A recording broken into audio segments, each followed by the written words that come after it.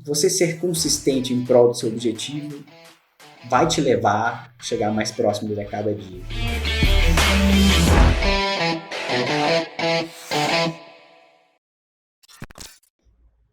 Sejam todos muito bem-vindos ao Carreira e Negócios. Hoje eu tenho o prazer de ter uma amiga, Thaisa Carlos, aqui. E o episódio de hoje vai ser um pouquinho diferente, porque quem vai coordenar o episódio é a Thaisa. E eu vou pedir para ela se apresentar para vocês. Olá, gente, muito prazer. Eu sou a Thaisa Carlos. Eu tenho uma empresa de consultoria de negócios que vai fazer 6 anos agora em maio desse ano, que é a Mantiqueira Consultoria. E eu também sou mentora de negócios, né? E já conheço o Paulo faz um tempo. E quando ele começou, né, essa carreira e negócios, eu falei assim, nossa, eu acho que é muito interessante chamar ele também, entrevistar ele, para minha audiência também, para os meus clientes verem, pois eu tenho vários clientes que também equilibram essa vida de ter uma carreira sólida no CLT e também pegar esse caminho aí do empreendedorismo. Aí eu queria conversar com o Paulo hoje para que ele conte para a gente como que ele faz isso, né? Porque a gente sabe que não é fácil, né? Equilibrar tantos pratinhos aí ao longo da rotina do dia a dia, né? Então, vou começar aqui entrevistando o Paulo. E eu queria que você me contasse um pouco, Paulo, como que foi a sua formação acadêmica e como que foi essa época da sua vida? Bom, eu me formei na UFLA, né, Universidade Federal de Lavras. Aliás, foi assim que a gente se conheceu, né? A gente se conheceu através do DCE da UFLA. E eu sou químico. Acho engraçado contar isso, né? Eu sou químico licenciado, que é uma profissão muito rara de você encontrar em indústrias, né? Que acabou sendo o caminho que eu trilhei. Eu não lembro se você lembra disso, Thaisa, mas eu costumava dizer que a UFLA era a grande mãe, né? Porque é uma super universidade, ela te dá uma Sim. base para várias direções, mas no curso de Química em particular, não era tão forte assim para a área da indústria. Então, a indústria não era o foco era a licenciatura, virar professor universitário. E por muito tempo eu trabalhei com tudo que eu podia, todas as horas que eu podia, para virar professor, né? Acho que é uma profissão legal, uma profissão que eu gosto muito, adoro ensinar, adoro entender o problema que algumas pessoas têm, tentar ajudá-las. Eu acho que é uma profissão que eu admiro, porém, com certeza, não é a única opção de carreira, né? E naquele momento, para mim, foi. Eu acho que eu fiquei 4 anos trabalhando intensamente, né, na parte de pesquisa e também estudando a parte de educação, até que eu percebi que talvez aquilo não fosse o que eu queria, sabe? Pode ser uma epifania? Pode, mas aconteceu quando eu me aproximei de alguns movimentos sociais e comecei a ver grupos jovens na América Latina inteira fazendo projetos reais para mudar a realidade da sociedade em volta deles. Então esse para mim foi o grande ponto de inflexão que me fez refletir, parar um pouco, distanciar, porque eu vi que eu era praticamente inútil em alguns momentos. Tudo bem, eu sou um químico, já tinha artigos publicados, patentes, mas o que disso que eu estou fazendo vai ajudar as pessoas, né? O que vai estar na prateleira do Carrefour como um produto que vai ajudar alguém em algum momento? Sim. E isso acabou mudando um pouquinho minha mentalidade depois desses encontros e me fez mudar totalmente a minha maneira de pensar e mudar totalmente o rumo que eu estava seguindo na minha carreira. Foi quando você parou no meio da faculdade, não? Foi justamente. Eu ter que contar para os pais que você vai... E a coincidência foi essa, né? Eu tinha acabado de receber um prêmio de melhor pesquisador jovem e recebi o prêmio, logo depois eu recebi os 2 e-mails juntos. Você está entre os finalistas desse prêmio e você... aí um outro e-mail falando que eu tinha passado para a Escola de Nanotecnologia da Universidade Federal do Rio. Assim, tipo, as duas coisas chegaram no mesmo mês que eu tinha tido essa experiência que tinha tido essa epifania, tinha entendido que talvez aquele não fosse o caminho. Então eu fui e fiz essa escola de nanotecnologia durante as férias, fui lá, recebi o prêmio, felizmente fiquei entre os 3 primeiros, mas não me deixou... Eu pulei de alegria na hora por ter conquistado, mas quando eu voltei para a UFLA eu vi que não era aquilo que eu queria fazer, então eu acabei trancando minha matrícula, ligando para meus pais e falando, olha, eu vou parar um pouquinho aqui, eu vou dar uma volta. Eu vou dar a volta. Agora que eu ganhei esses prêmios aqui, eu vou parar um pouco. E é engraçado porque eu era morador de alojamento do estudantil, né? Tinha pouquíssimo dinheiro, vivia com a bolsa de pesquisa. Aliás, essa foi uma das coisas mais importantes para mim, né? Eu sempre tive bolsa de pesquisa. E largar tudo, né? Foi uma das coisas mais difíceis que eu tive que fazer. Mas foi uma das coisas mais libertadoras também. Porque fui viajar para conhecer os mesmos movimentos sociais, os mesmos grupos de jovens que eu tinha conhecido no encontro, alguns deles. E eu acabei conhecendo 5 países nesse processo. Para me manter, eu tinha que fazer malabares no semáforo. Então, assim, todo mundo falava que eu era louco. Tá?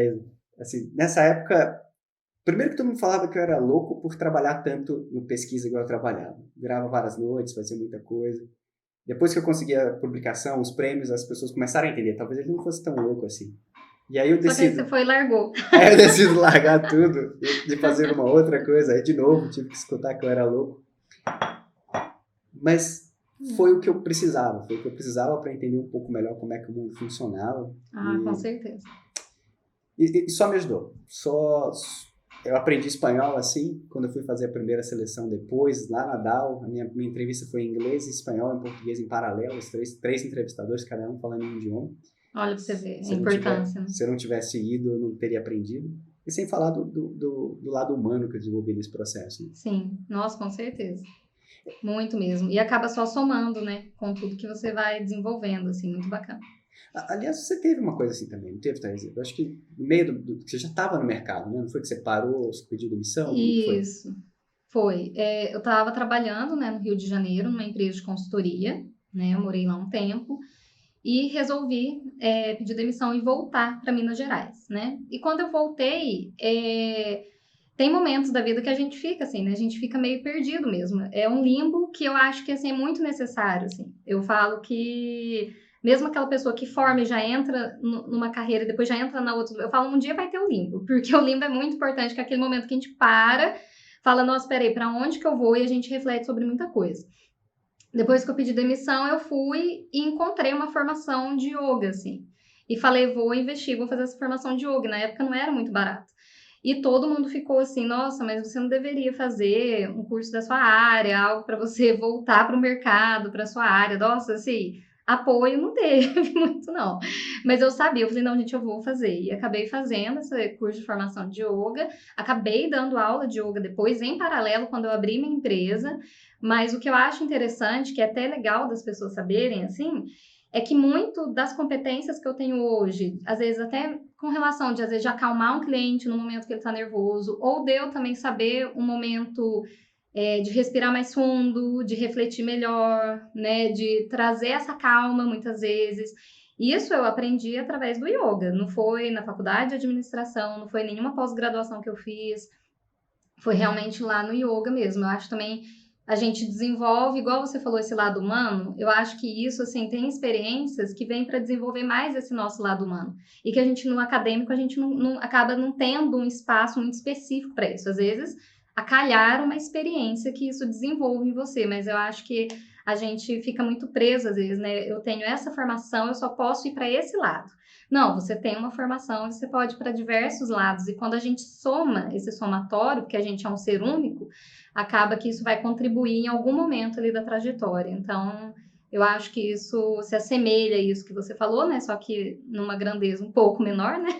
Que uma viagem para 5 países no meio da faculdade é um pouco diferente, mas acaba que é tudo um somatório de experiência, né? Que contribui. Mas eu acho que não é tanto diferente, por quê? Eu acho que o que te motivou foi a mesma coisa. A sua vida naquele momento já não tinha tanto sentido, ou pelo menos aquela atividade principal não tinha tanto sentido, certo? E foi por aí que foi comigo, né?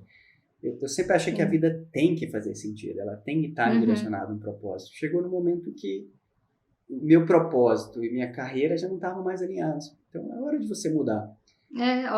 E às vezes, igual você falou, às vezes a gente até retoma, né? Porque no caso, eu continuei como consultora de negócios, mas eu abri minha empresa, né? E uma curiosidade é que assim que eu abri a empresa, eu aluguei um escritório, abri o escritório, e quem mantinha o escritório eram minhas aulas de yoga, olha para você ver, né? No início, assim, porque eu não tinha cliente, mas eu dava muita aula de yoga. Então, olha para você ver como que são as coisas. E depois eu parei realmente de dar aula de yoga e continuei com a empresa. Mas essas coisas a gente nunca vai adivinhar como vai ser, a gente só vai saber quando a gente estiver fazendo, assim. Então.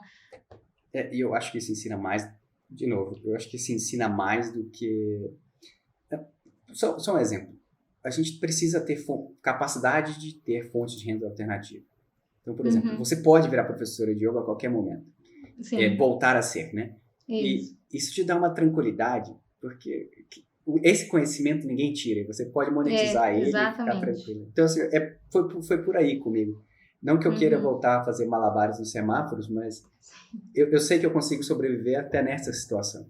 Então, até nessa situação. Isso me dá uma confiança. E vai além, né? Eu acho que é uma parte da gente que a gente não é uma coisa só, assim, né? Acho que a gente também libera uma parte da gente, a gente consegue liberar, né, uma certa característica da nossa personalidade em outras áreas também, né? Porque às vezes quem olha assim, o Paulo Martins aqui, né, vai falar aqui de carreira CLT, que é a próxima pergunta e tudo mais, não vai imaginar que você faz malabares com fogo, né?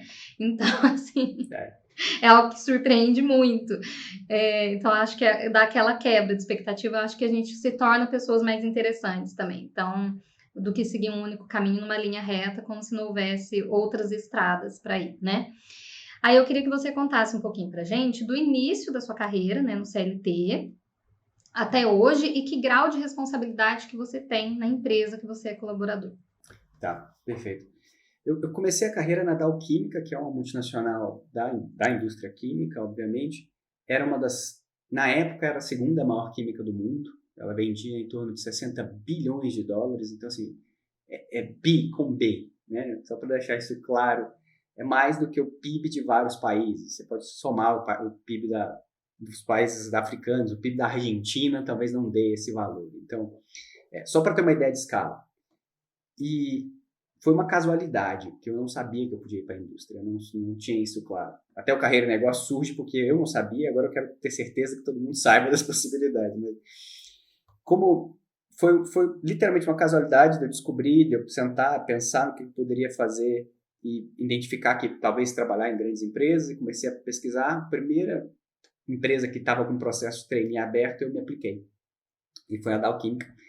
E a Dow foi a minha segunda mãe, né? Eu brinco que, claro, tem a minha mãe biológica, mas em termos eu falo que a UFLA é a grande mãe, a Dow foi a segunda empresa assim, que tomou conta de mim. Sim. Porque eu passei num programa de trainee, em que eu fui fazer a entrevista, eu estava de camiseta, essa foto tem que colocar aqui no vídeo para mostrar. Tava tem que colocar. Tipo um moletom vermelho, o cabelo comprido, colar, bota e calça jeans. Porque eu saí da festa do DCE Cultural que a gente organizava, né? Eu saí dessa festa, o Cris me deixou na rodoviária, fui até lá, até São Paulo, direto para a entrevista. Cheguei 6 horas adiantado. A entrevistadora decidiu adiantar a minha entrevista e eu vi um mundo novo ali, Thaisa. É até engraçado, porque eu vi as pessoas falando olha, eu fiz estágio na Mackenzie, eu fiz estágio na Deuter, eu não fazia ideia do quem eram essas empresas. Eu não fazia ideia do que era um trabalho como consultor nesse nível. E eu só podia falar, eu fiz malabares no semáforo o ano passado inteiro. Então, foi a abertura do mundo novo, eu estava super feliz de estar ali. Eu acho que isso, de alguma maneira, ofuscou o fato de eu estar mal vestido, de eu não estar de gravata, de eu não estar de terno. E acabei passando nesse processo seletivo, comecei na Dow Química. E minha primeira função foi representante técnico. Eu era, óbvio, trainee, né? Tinha uma pessoa sênior que ficava comigo. E já no 4º mês, essa pessoa decidiu mudar de função, ela decidiu ir para uma função dentro da planta industrial, e a posição dela ficou vaga. E aí os gerentes, nessa hora, decidiram dividir a posição dela. Ela era responsável pela América Latina. Aí dividiram em América do Sul, aliás, dividiram entre Brasil, América do Sul e Norte América, que seria para a gente, na época, até o México.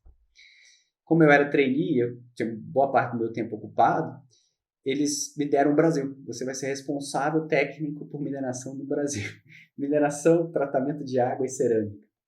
Três negócios que a Dow não é especialista. Assim, ela não tem essa superestrutura de multinacional. É diferente se você pegar plástico, soda cáustica, que eram os grandes negócios da Dow, em que a gente tinha... Pode parecer pejorativo, mas não é. Como a Dow era a grande empresa, número 1 nesses segmentos, às vezes a gente não fazia venda, a gente sofria uma venda. Porque, basicamente, a gente é o fornecedor principal, então as vendas já aconteciam mais naturalmente, o negócio já estava estruturado. Óbvio que tinha muito trabalho por trás, mas o que eu quero dizer com isso é, quando a gente compara com um negócio em que a Dow não tinha nome, como o caso de mineração, ou o caso de cerâmica, tratamento de água, cana-de-açúcar, que são mercados, naquele momento, menores para a gente, ou pelo menos a linha de produtos que eu tinha, era quase como estar numa startup dentro de uma multinacional, sabe? Era uma nova unidade de negócio em que a Dow estava tentando se estruturar para ficar mais focada em clientes, e isso me ensinou muito, porque eu tenho essa veia empreendedora, e estar nesse ambiente, eu pude empreender dentro da empresa, com toda a facilidade e todo o nome, né? O nome Dow Química na indústria abre portas. Então, me permitiu ver um negócio surgir ali, começar, não vou dizer do zero, porque ela sempre participou desse mercado, mas um negócio pequeno que estava se estruturando, crescer, ganhar corpo dentro da empresa. Então, e você estava quanto tempo na empresa nessa época, Paulo? Eu fiquei 4 a 6 meses quando eu assumi Brasil. No final do primeiro ano eu assumi o Cone Sul, ou seja, Argentina, Chile e Brasil. Foi bem rápido, né? Foi. E depois, eu acho que mais 4 meses depois, eu já estava com todas as Américas. Então, assim... Nossa, foi bem rápido. A progressão foi bem rápida, e isso é uma coisa legal de você ter um negócio menor, porque eles precisam de gente, se você está se destacando, que você está entregando, eles vão te promover, né, vão te elevar. E é diferente de você estar no contrário, né? Se você estivesse num negócio super estruturado, seu progresso é muito mais devagar. Então, com certeza.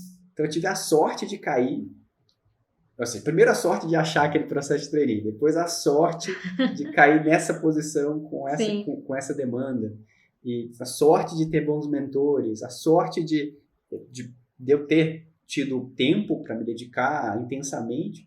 Eu viajava 70%, 80% do meu tempo nessa época. E isso foi uma grande escola para mim. Então, a Dow foi a primeira grande escola. Da Dow, eu fui para a Exxon, que é uma multinacional australiana. Outros motivos, não sei se você quer abordar isso ou não, mas foi uma decisão porque eu queria viver melhor. Eu queria viver com a minha esposa, ela estava fazendo faculdade na época. E a Exxon, legal. E a Exxon foi um outro aprendizado, porque eu saí de uma empresa de 60 bi para uma empresa de 1 bi, 60 vezes menor, e com apenas 8 funcionários no Brasil. Antes eu estava trabalhando na Dow com 800 funcionários aliás, eu acho que eram 600 funcionários só no prédio administrativo, fora as plantas industriais, no Brasil. Muita gente. Eu acho que ela tinha 50 e poucos mil funcionários na época da... Mas só no Brasil, só no prédio que eu trabalhava, tinha em torno de 600. E aí fui para uma empresa que tinha 8 pessoas, mas que eu podia trabalhar de casa, podia trabalhar... Era só Brasil nesse caso. Pude viver... Nossa, que bacana. Essa decisão, assim, né? É uma decisão, né? A vida é feita de decisões, né? Então, você analisou e fez essa decisão para poder ficar mais próximo da esposa, ficar mais aqui no Brasil um pouco. De novo, me chamaram de doido, né? Para variar. Doido varrido. Você tem uma carreira fantástica aqui na Dow, todo mundo gosta de você, por que você vai para essa outra empresa? E foi uma outra escola incrível, porque essa empresa, ela não tinha planta de produção aqui no Brasil, então tudo era terceirizado. Então eu, como vendedor técnico, eu também lidava com a parte de compras, também lidava com a parte de logística e produção. Então eu pude entrar muito mais a fundo do que eu poderia na Dow e aprender sobre todas essas áreas e coordenar um projeto inteiro, desde a concepção do produto em si, da necessidade do cliente, até toda a cadeia produtiva para fazer o produto chegar lá. Então, outro grandíssimo aprendizado. Fiquei 2 anos, né, nessa empresa. E depois me movi para a Solvay, que é onde eu estou hoje. Hoje eu sou diretor técnico global na Solvay para a linha de mineração. A Solvay é uma empresa de 10 bilhões de dólares. Isso também é uma das grandes químicas do mundo, tem mais de 200 anos de existência. E agora eu tenho equipe, né? Assim, antes eu sempre liderei por influência, sempre estava próximo, mas agora eu tenho gerentes técnicos reportando para mim em cada continente. Então eu sou responsável por fazer estratégia técnica, como a gente vai atender os clientes, como a gente vai gerar treinamento, como a gente vai desenvolver novos produtos, trabalhar com visão de curto, médio e longo prazo. Então é uma função completamente diferente. E para dar uma ideia, né, você perguntou da responsabilidade, hoje eu sou responsável por toda a parte técnica de um negócio que vende em torno de 200 milhões de euros por ano. Então, 200 milhões de euros é só a unidade que eu estou. E a gente deve ter 3, 4 vezes esse valor em projetos. Né? Então, que é a carteira de projetos que a cada ano a gente vai trabalhando em novos produtos, novas moléculas, novos clientes, e isso vai saindo e vai fazendo a gente crescer. Então, esses projetos têm de 1 a 5 anos, né, de visão. Então, a gente deve ter pelo menos 2 a 3 vezes o valor do negócio, de mais ou menos 600 milhões, em projetos que eu sou responsável por coordenar, ou pelo menos supervisionar quem está coordenando. Sim, é bastante responsabilidade, né, Paulo? E a sua agenda, às vezes eu vejo, né, que você compartilha ela realmente é bem recheada, né? Assim, dessa parte da sua carreira, do CLT, eu perguntei desse grau de responsabilidade, realmente para a gente ter essa noção, né? De que você tem muita responsabilidade no dia a dia, né? Aí pensa, olha o valor, né? Realmente que você trabalha, que você mexe, que você supervisiona, né? É uma responsabilidade muito grande, né? Aí eu queria que você contasse para o pessoal, porque um grande empreendedor a gente sabe que você sempre foi, né? Desde a época quando a gente compartilhava ali, né, os momentos no DCE e tudo mais, né? Já tinha essa veia empreendedora, igual você falou, dentro das empresas também. Só que você extrapolou isso fora aí da sua carreira CLT, né? Algumas vezes, né? Aí eu queria que você contasse isso um pouco, porque depois a gente vai chegar no ponto que eu acho que todo mundo quer, que é esse equilíbrio, né? Como que faz esse equilíbrio, né?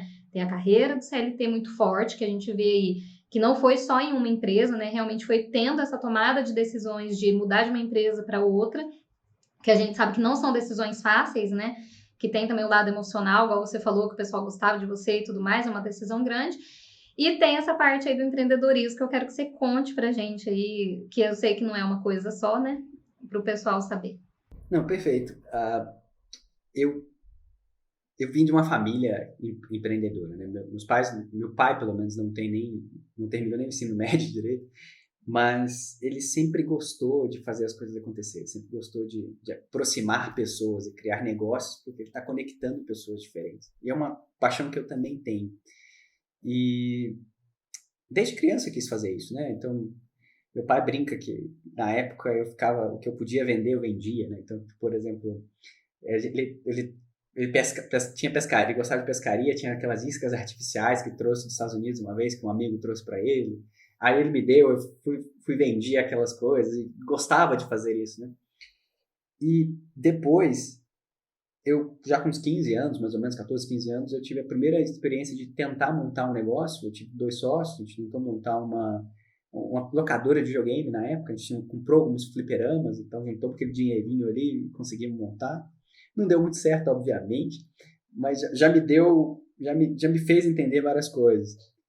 E por um tempo, eu não vou dizer que isso ficou latente, eu só não tinha empresa. Eu empreendia dentro de outras coisas, empreendia dentro do centro acadêmico, dentro do DCE, depois comecei a empreender dentro da DAO, né, no sentido de fazer o negócio crescer, até que em determinado momento, dentro da DAO ainda, eu decidi montar o primeiro restaurante, um restaurante de comida japonesa, como sócio, a gente só fazia delivery, mas era algo que enquanto estava todo mundo fazendo MBA, eu queria fazer algo prático, eu queria fazer algo meu, ver como é que funcionaria. Então esse restaurante durou 2 anos, a gente depois comprou uma franquia também, acabamos fechando as duas coisas juntas. Do ponto de vista, tivemos vários erros, né? Óbvio, mas eu aprendi tanto da parte de criação de preço, posicionamento no mercado, marketing, estratégia. Eu aprendi tanto disso que para mim foi meu MBA, sabe? Foi uma empresa que eu fali, aliás, 2 empresas que foram 2 restaurantes que a gente faliu, mas que me serviram muito de aprendizado. E eu nunca tive essa visão negativa do erro, sabe?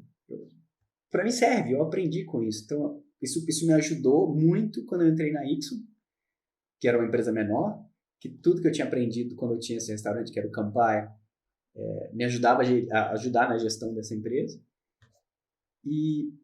Mas depois eu fiz o Empretec, e o Empretec, para quem não conhece, o Empretec é um curso do Sebrae, e o Empretec, na verdade, me abriu os olhos para algumas coisas. Uma delas é que eu não estava tão apaixonado assim por aquele negócio que eu estava criando. Então, eu estava apaixonado por outras coisas, eu queria aprender, mas eu não era apaixonado. Talvez por isso ele não tenha dado certo. E eu acabei fechando depois que eu fiz o Empretec, onde todo mundo sai empolgado, vamos fazer mais empresas, eu decidi fechar a empresa. Eu vou fechar, realmente. Mas eu acho que uma coisa também que é muito interessante da gente falar aqui é porque às vezes eu escuto algumas pessoas falando assim, né? Nossa, eu trabalho no CLT, mas eu tenho muita vontade de empreender, eu tô começando a empreender, será que eu já saio do meu emprego, né? Não. Eu acho que isso também, acho que isso também traz um aprendizado, porque muitas vezes, lógico, né? Tem gente que já, igual eu fui e empreendi diretamente, saí, né? Pedi demissão, peguei, comecei a empreender e tal.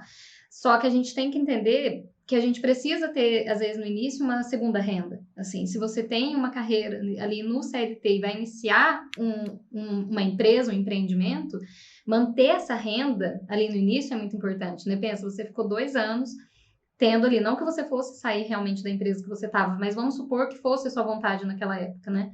Você depois acabou falindo 2 restaurantes. Imagina se você tivesse abrido mão de tudo, né? E tendo uma família e tudo mais. Então, eu acho que fica esse aprendizado também. A gente tem que entender que tem uma curva de aprendizado dentro de qualquer negócio.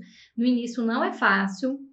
O lucro não vem assim, né? Pode ser que depois, se você tivesse continuado, pode ser que hoje estivesse diferente, mas foi uma escolha sua também, né? De falar assim, realmente eu vou parar por aqui, porque também, igual você falou, você não era apaixonado por aquilo, aquele não era seu grande objetivo. Talvez o aprendizado, a experiência, fosse mais o seu objetivo do que o próprio negócio, né? Mas fica essa questão também, né, para o pessoal se atentar. Não, sem dúvida nenhuma. Eu acho que você pegou o viés correto. Quando eu falo que não é para as pessoas largarem o emprego, não é para largar o emprego sem refletir do que eles estão fazendo. Porque, olha só, você tem boletos para pagar, você tem despesas. Então, você tem que entender o que você acabou de dizer. Em algum momento, esse negócio pode dar certo. Mas, virtualmente, eu te diria que 95% dos casos, isso leva mais de um ano para realmente você começar a extrair valor daquele negócio. E nesse período, você está tirando do seu bolso para alimentar um negócio. Por quê? Por que você está fazendo isso? Porque ao fazê-lo, você está deixando o negócio crescer, reinvestindo nele mesmo o próprio lucro, mais o valor que você está colocando. Isso vai fazer você aumentar sua base de clientes e, consequentemente, no futuro, vai ser sua fonte de renda principal ou uma fonte de renda alternativa. Mas o começo é muito difícil. Exatamente. Eu acho que em tudo, né? E muitas vezes as pessoas têm medo de errar, têm medo de ser ridicularizadas, e a gente enfrenta isso. É normal. Uhum. Às vezes você acha que, nossa, vai dar super certo, eu tenho 10 amigos, 20 amigos que vão me apoiar. Eles vão, uma vez, 2 vezes. Mas depois daí precisam ser clientes, você precisa ter mais gente. Não dá para manter um negócio com amigos e família, realmente tem que extrapolar isso mesmo. E eu acho que é essa compreensão, né, que não é fácil, né, assim, então, essa questão de equilibrar quem está querendo empreender, mas tem um emprego, tá no CLT, algo sólido, é realmente, né, equilibrar isso no começo, né, por isso que aí queria que você continuasse comentando como que foi essa trajetória e como que você chegou no Carreira e Negócios, assim. Perfeito. Bom, só para lembrar, eu fiz isso tudo em paralelo, então o que eu pude contar? Eu tive a sorte de ter um sócio que eu podia confiar a 100%. Então, isso ajuda demais. Então, ele tocava toda a parte do restaurante, eu fazia a parte de gestão estratégica e marketing. Então, a gente dividiu as funções. Olha, você vai estar tempo integral na empresa, eu vou estar parcial fazendo essa parte que eu posso fazer à distância. E a gente foi conseguindo tocar assim. Essa época eu viajava muito, trabalhava muito, mas finais de semana, ou algumas horas para o final do dia, eu trabalhava e conseguia fazer a minha parte. Eu tinha disciplina para conseguir fazer isso. E não era fácil, eu tinha que abrir mão de outras coisas, eu não tinha filha na época, tudo era uma questão... Eu tô colocando isso porque eu acho que é importante. Com certeza. Estar solteiro, morando sozinho, com suas contas, vamos dizer assim, pagas pelo seu salário da empresa, e você usar esse tempo que seria lazer, que algumas pessoas assistiriam um filme, uma série, para trabalhar, você está abrindo mão de algumas coisas. Mas ainda é possível. Às vezes você tem muitas outras tarefas ou cobranças na sua vida que talvez não seja possível você fazer as duas coisas em paralelo. Mas eu acho que um pouco de disciplina, um pouco de planejamento, você muito provavelmente conseguiria. Ajuda muito, né? Não vai ser fácil, mas Isso. torna possível, né? Porque você equilibrar isso sem disciplina e sem planejamento, eu acho que se torna praticamente impossível, assim, vai ser bem mais conturbado, né? Tô tentando lembrar uma frase aqui agora. A visualização sem ação é o princípio da desilusão. Eu não sei quem falou essa frase, mas é a história, né? Olha, eu quero montar a empresa, mas eu não tenho tempo para trabalhar nela, mas eu não tenho alguém que coordene. Obviamente, você está se iludindo, né? Você precisa estruturar um plano sólido que vai te fazer chegar lá. E depois de ter fechado os restaurantes, eu fiquei, acho que 2 anos, fechei o restaurante em 2016. Fiquei 4 anos, na verdade, sem ter nenhum negócio aberto, só fazendo investimentos financeiros, literalmente trabalhando para minha independência financeira através do dinheiro que eu ganhava da Ixon que eu ganhei ao longo da carreira. Então, fazendo investimentos para me deixar mais tranquilo, mais seguro, para ter uma fonte alternativa vindo dos investimentos. Mas eu sempre tive a vontade de fazer alguma coisa para resolver aquela dor que eu tive lá atrás, sabe? Quando eu estava na faculdade, eu não sabia o que eu podia fazer. E eu criei essa ideia do projeto Carreira e Negócios, né? 3 anos atrás. Só que no momento que eu criei a ideia, eu estava caminhando para estruturá-la, eu troquei de empresa, peguei uma função global, então aquela correria, falei, deixa isso dormente. E com a pandemia, eu não viajei mais, né? Apesar da minha função ser global, eu fiquei localizado aqui, nessa sala, nessa mesa que vocês estão vendo aqui. E, obviamente, que isso economizou muitas horas do meu dia, economizou muitas horas da minha vida. E eu, apesar de ter uma filha agora, apesar de estar casado em outro momento, eu tenho muito mais tempo disponível do que eu tinha antes. Então, eu falei, quer saber, isso está muito alinhado com o meu propósito. O meu propósito é aprender, sempre foi aprender, crescer como pessoa, ser uma pessoa generalista, vou dizer erudito, né? É um objetivo de longo prazo que eu tenho, eu quero aprender sobre várias áreas. E de nada valeria isso se eu não pudesse ensinar também.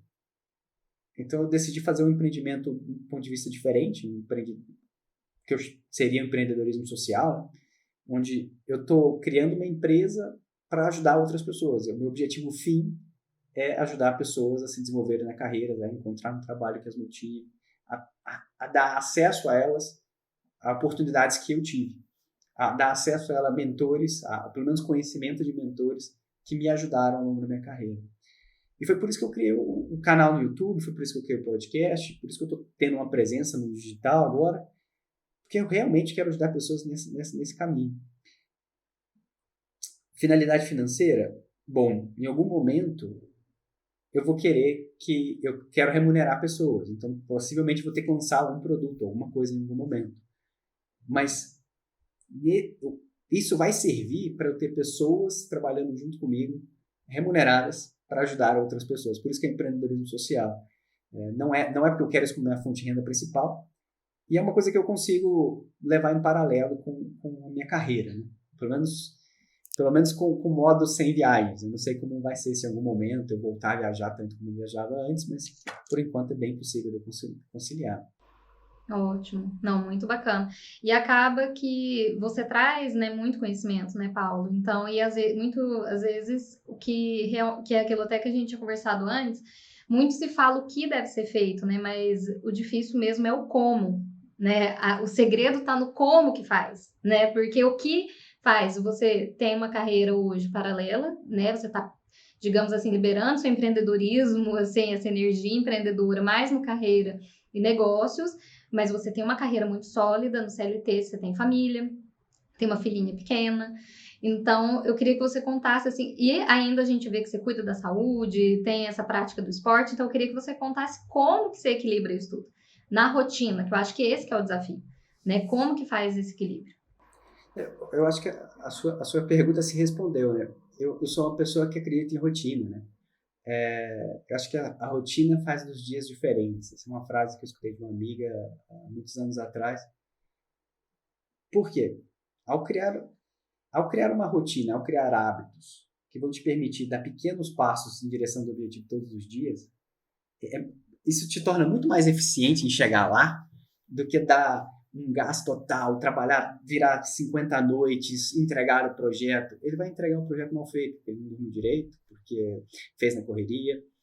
E eu fui muito essa pessoa que acreditava nas noites viradas, de trabalhar. E até hoje, se eu precisar fazer isso, eu consigo fazer. Sim. Mas eu comecei a entender, de novo, que aquela ação, mesmo que seja pequena, mas constante, pode te levar muito mais longe do que uma ação explosiva num único instante, que logo depois você está cansado, você não consegue dar sequência. Então, eu comecei a estudar muito sobre isso. Bom, infelizmente não dá para mostrar a prateleira de livros aqui agora, mas eu, cada ano eu passei a escolher um tema para aprender. Então, teve um ano que eu peguei neurociência, teve um ano que eu peguei desenvolvimento humano, teve outro que eu peguei eficiência e produtividade. Então, olha a diferença do meu eu, talvez da faculdade, que queria aprender tudo naquela hora. Agora, eu sei que eu posso me dar um ano para aprender esse tema. Eu sei que eu posso colocar... Bom, talvez passando por isso. Hoje eu leio 10 páginas por dia, ao invés de tentar ler 400 no final de semana, entende? Porque eu sei que isso eu consigo encaixar. Eu acordo mais cedo que todo mundo. Ah, é só para falar que acorda mais cedo? Não, eu acordo mais cedo porque eu sou mais produtivo pela manhã. Esse é meu horário mais eficiente. Ótimo.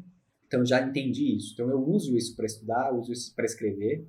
Logo depois, vou cuidar da minha saúde, vou treinar, vou fazer uma atividade física intensa. Volto para casa, tomo um banho, tomo café com a minha filha e vou trabalhar. E aí, trabalho por o tempo que seja na minha empresa. E no final do dia, sempre tem 1 ou 2 horas que eu consigo dedicar ali para o carreira e negócio, além de ficar com a minha filha. A gente criou essa rotina em que eu tenho os horários para ficar com ela, não pode brincar, então não importa o que aconteça, eu vou estar com ela. Não importa o que aconteça, eu vou estar com a minha esposa. E essa disciplina, na verdade, é o que me dá liberdade, né? O Joe Coelho que traz isso. Disciplina é igual a liberdade. Muita gente acha que ser disciplinado, na verdade, você está se travando. Não. O fato de eu ser disciplinado, o fato de eu colocar o devido tempo para cada atividade, me permite aproveitar todas as atividades que eu tenho. Exatamente. E a visão, obviamente, uma visão de longo prazo, né?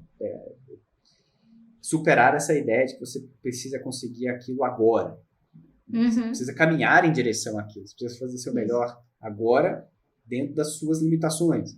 Identificando essas limitações e superando elas uma a uma. Né? Não dá para tentar resolver todos os problemas de uma vez só. Não tem como. Eu acho que isso que você falou é muito importante. Assim, eu sou super fã da constância, que eu falo, assim. Né? Porque às vezes é isso que você falou, às vezes vai numa explosão, quer fazer muito, né? Vamos pensar a pessoa aí com uma carreira, um CLT, uma empresa. Ela vai ficar exausta e ela pode largar, ela pode desistir justamente por falar, nossa, eu não dou conta, não é para mim. Não é isso. É que realmente houve falta de um planejamento, de uma rotina bem estruturada que dê para manter, porque a ideia é que as coisas sejam sustentáveis, né? Virar à noite todo dia não é sustentável. Você aguenta isso por quanto tempo? A sua família aguenta isso por quanto tempo?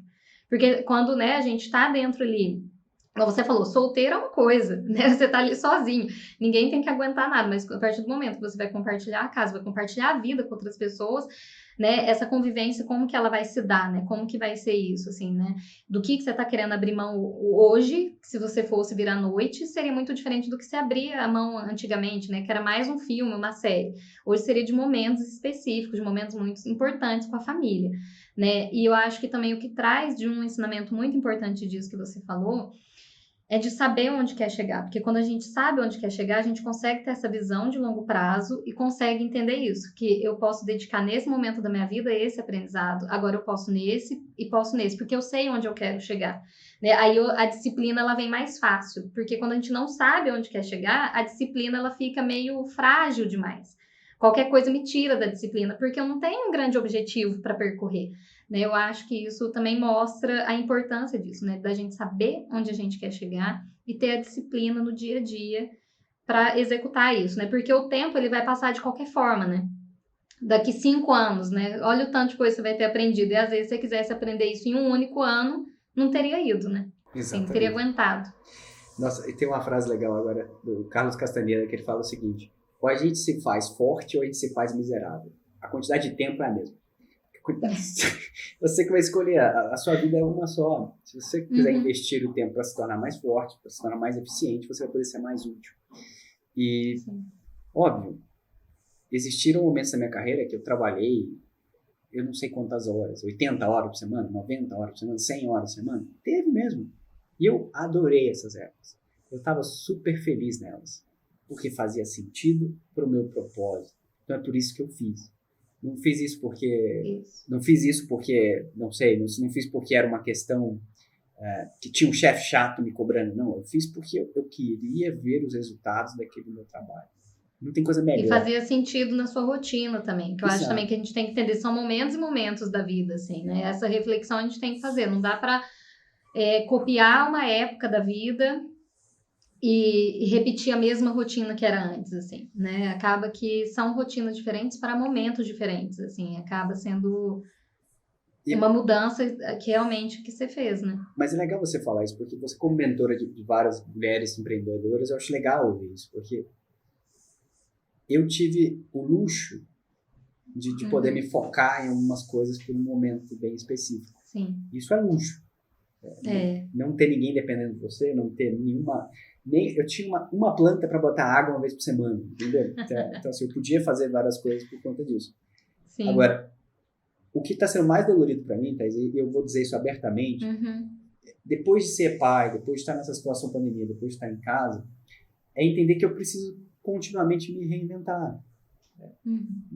Uma criança não traz muita alegria, mas também toma muito do seu tempo. E você tem que entender que hoje ela é diferente do que ela foi ontem. Aquilo que funcionava para ela ontem não funciona hoje. Então, esse tem sido um outro aprendizado para mim, que eu constantemente tenho que adequar a minha forma de lidar, a forma de aprender. E, de novo, não teve nada de errado com os momentos que passaram lá atrás, mas eles faziam sentido lá atrás. Hoje já não faz mais sentido. Eu quero estar perto dela, eu quero ver ela crescer, eu quero brincar com ela. Outro dia ela aprendeu eu estou há meses tentando ensinar ela a botar os bloquinhos, as formas diferentes, nos lugares certos, né? E agora, semana passada, ela chamou, papai, vem cá.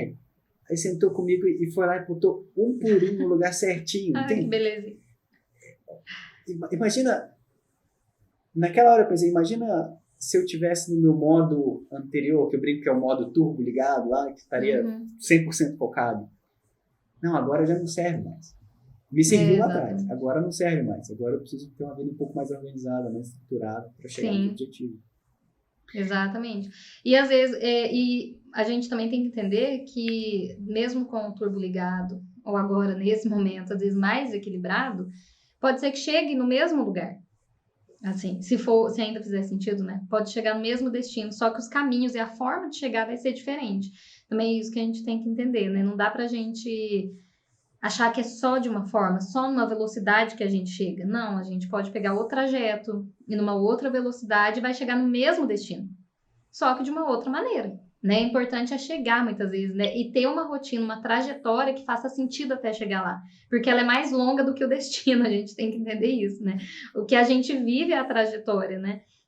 O local, onde a gente quer chegar, quando a gente chegar lá, a gente já quer outra coisa. Então, a gente tem que equilibrar isso. Senão, depois a gente olha para trás e não sente orgulho da trajetória. O mais importante, eu sempre falo, gente, aproveita o caminho. Ele tem que fazer sentido, você tem que sentir orgulho desse caminho. Esse caminho, né, você tem que se encontrar no meio desse caminho. E tendo filho, família e tudo mais, acaba que é mais importante ainda, né? para olhar para trás depois e ver sentido, assim, de ver ela encaixando aí o bloquinho. Se você não tivesse naquele modo turbo, você não teria acompanhado esse progresso dela, né? Assim, de perto. Eu acho que você resumiu muito bem, realmente. Uma das coisas que eu aprendi naquela primeira viagem que eu falei foi isso. A felicidade não é um destino, né? É o caminho, é a viagem, né, É o que caminho. você faz. Então, assim, pode ser clichê o tanto que for, mas para mim faz sentido. E eu tenho estruturado minha vida em torno disso, mais recentemente. Tem clichês que são muito reais, assim, né? Realmente ali. Mas que bacana. Mas, Paulo, para finalizar, eu queria que você falasse o que não pode deixar de fora, o que você não pode deixar de falar para quem está querendo seguir um caminho semelhante ao seu, assim, né? De ter uma carreira forte no CLT e também ter o lado ali empreendedor ativo. A coisa mais importante de todas, na minha opinião, é a gente entender que tudo que acontece é nossa responsabilidade. E que a gente lidera tudo que está à nossa volta. Aí alguém vai falar um exemplo extremo, alguém bateu no seu carro. Bom, talvez você não tenha tido direção defensiva bastante, talvez você estivesse um pouco mais rápido, talvez você não tenha controlado a situação. E eu realmente acredito que, especialmente no ambiente de empresa, que eu acho que isso faz mais sentido, a gente controla o nosso próprio destino. E às vezes as pessoas perdem tempo demais reclamando da pessoa do lado e não olham para dentro, né? Peraí, será que não sou eu que estou causando isso? Qual que é a minha parcela de culpa nisso aqui?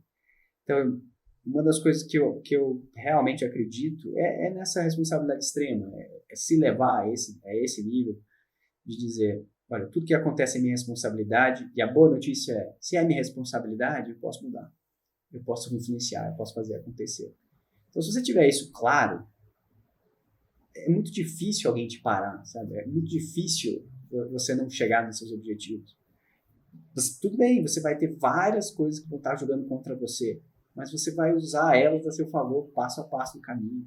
Você não vai sentar e chorar, você não vai sentar e reclamar da vida. Você vai encontrar caminhos para você tirar o máximo de proveito disso e sair lá na frente. Eu sei que pode parecer papo de coaching, mas é um conhecimento que eu absorvi através do Jocko Willink, que é um ator que eu adoro, mas ele aprendeu com o General Clark, que aprendeu com várias outras pessoas. Se você traçar isso, você vai lá nos filósofos estoicos. Então, assim, tem mais de 2000 anos isso. E eu acho que é super válido. Se você assumir a responsabilidade da sua própria vida, do que vai acontecer com você, você tem muito mais chance de chegar no seu objetivo. Ótimo. E essa responsabilidade nas escolhas, né, Paulo? Porque tanto nas escolhas todas, igual você foi responsável pela escolha de entrar num trainee depois de querer sair daquela empresa, se tivesse dado certo, deu certo, mas tivesse dado errado, a responsabilidade era sua, não era porque a empresa ou outra coisa, ou alguém te influenciou, porque eu acho que essa autorresponsabilidade do que a gente escolhe e de como a gente guia o nosso caminho realmente é muito importante. Trazendo isso para o cenário da microempresa, eu acho que é muito importante porque às vezes a gente fica assim, nossa, mas minha equipe não está trabalhando direito, minha equipe não está performando. E às vezes não só na microempresa, dentro de multinacionais também. Mas espera aí, se você lidera aquela equipe, a responsabilidade é sua. Eu sempre falo isso. Eu falo, peraí, não é o funcionário, não é o colaborador. O que você não treinou? O que você não fez? Como que você pode consertar isso, né? É trazer para si essa responsabilidade. Até onde você consegue ir, né? E não, igual você falou, sentar e reclamar e achar que isso vai resolver alguma coisa. O tempo que você gasta, às vezes, reclamando, você poderia estar buscando uma solução, né? E não existem equipes ruins. Existem líderes ruins, infelizmente. E aí você vai me dizer, mas tem aquele funcionário que é recorrente no erro, faz... Bom, pergunta número 1, ele foi treinado? Pergunta número 2, ele recebeu um bom direcionamento do líder dele do que E às vezes esperado? O problema foi na seleção. Então o erro foi na seleção, já aconteceu o erro, não tem como arrumar. Selecionou errado, pro cargo errado. Mas aí o que a gente tem que fazer? A gente tem que dar o treinamento, acompanhar esses funcionários e, se for preciso, desligá-los da empresa. Por quê? Sim, ou mudar de cargo, né? Mudar de área, ver o que acontece, né? Porque no final das contas, um líder tem que ter responsabilidade com a equipe, com a produtividade da equipe. Algumas pessoas podem estar mal colocadas. E se elas estiverem, elas vão ser mais felizes em outros locais. Porque elas não estão sendo não estão sendo capazes de contribuir aqui. Mas só Exato. depois de que, primeiro, você tem que definir qual é o cargo e a responsabilidade para ela. O que Exato. é esperado dela, ver se ela tem capacidade realmente. E depois do treinamento. Então, acho que eu estou citando muitas vezes o Jocko Willink aqui, mas essa visão de mundo é uma visão de liderança, é uma visão de que cada pessoa é líder do próprio destino, pode contribuir, pode influenciar as pessoas no caminho correto. Sim, e eu acho que até essa questão disso que você falou, né, da gente, né, ser responsável pelo próprio caminho, liderar o próprio caminho, traz muito disso, dessa disciplina, né, até com a saúde também, né, que é algo muito importante que muitas vezes fica de lado, né, assim, a gente é responsável por isso também e logo ali na frente o corpo pode cobrar, né, então eu acho que esse senso de responsabilidade traz esse equilíbrio maior para a rotina, né, que é o que você mostra muito ali pra gente, né? Hoje ali no seu perfil, você incentiva as pessoas também, né? Nessa questão ali. Eu acho isso engraçado. Eu tenho bastante dificuldade para saber o que postar e o que não postar, então eu decidi postar as coisas que eu gosto de fazer, as coisas que eu gosto, que eu acho que são importantes para a vida. Não sou especialista em nada das coisas, eu estudei cada uma delas, mas essencialmente eu faço aquelas coisas que me dão prazer, que me fazem melhor a longo prazo. Então, e eu crio hábito em torno disso. Eu não tenho nenhum superpoder. Aliás, essa é uma das coisas que eu quero escrita na minha lápide. Aqui jaz Paulo Martins. Seu único arrependimento é que ele nunca teve um superpoder. Que eu nunca tive. Tudo que eu consegui até hoje foi basicamente por persistência, por continuar trabalhando, correr atrás. Adoraria ter tido super capacidade de leitura, super poder de regeneração, alguma coisa do tipo, mas eu não tive e não vou ter. E eu entendi isso, entendi que talvez a única coisa que eu possa fazer é usar meu trabalho na direção correta, né? Usar o meu tempo na direção correta. Excelente, muito bacana isso. Tem mais alguma orientação, Paulo, que você quer passar para o pessoal que quer ter esse equilíbrio de rotina, ou não só de rotina, né, mas também de investimento de tempo? Vamos lá. Deixa eu pensar. Tenha disciplina, crie hábitos para chegar onde você quer chegar. Não seja tão duro consigo mesmo, ou seja, se cobre, defina suas metas com calma, vá na direção correta, mas também não se martirize quando você fizer a coisa errada, porque erros vão acontecer. Eu me cobro demais, eu sei disso, eu tenho tentado mudar o meu discurso interno. Essa é uma dica que eu acho que é importante. Já está provado que se você cometer um erro, se você refletir por aquilo sem se chamar de idiota, se você se chamar, olha, você cometeu um erro, vamos analisar o porquê, isso. Você é seu melhor amigo e seu pior carrasco também. Então, isso aí veio do 4 compromissos do Dom Miguel Ruiz. A gente precisa entender que a gente erra e tem que extrair os conhecimentos desse erro e parar de se culpar e se condenar dia após dia por esses erros. Isso foi um aprendizado um pouco mais recente para mim. E a última coisa,